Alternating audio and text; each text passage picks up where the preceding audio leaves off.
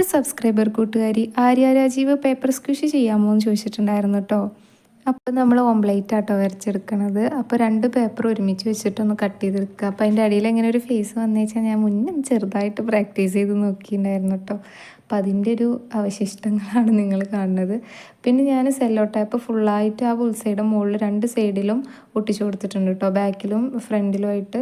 അതിനുശേഷം നമ്മളതായി സൈഡൊക്കെ ഒന്ന് ഇങ്ങനെ ഇതുപോലെ ഒന്ന് കവർ ചെയ്തെടുക്കുകയാണ് കേട്ടോ. പിന്നെ കുറച്ച് ഗ്യാപ്പ് ഇടണം, നമുക്ക് ഇതിൻ്റെ ഉള്ളിൽ പഞ്ഞി വെക്കാൻ വേണ്ടിയിട്ടാണ് കേട്ടോ. എന്നിട്ട് പഞ്ഞി വെച്ചതിന് ശേഷം നമുക്ക് ആ ഗ്യാപ്പ് ഒന്ന് അടച്ചു കൊടുക്കാം.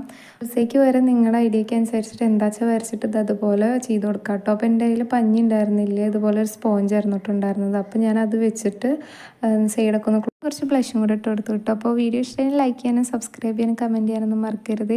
അപ്പോൾ നമ്മുടെ സ്ക്വിഷ് നല്ല അടിപൊളിയായിട്ട് സെറ്റായിട്ട് വന്നിട്ടുണ്ടായിരുന്നു കേട്ടോ. പക്ഷേ ഷേപ്പിൽ എന്തോ ഒരു വശപ്പശക എനിക്ക് ഫീൽ ചെയ്യുന്നുണ്ട്, അല്ലെങ്കിൽ നല്ല രസമുണ്ട് കേട്ടോ. എനിക്ക് നല്ല ഇഷ്ടപ്പെട്ടു.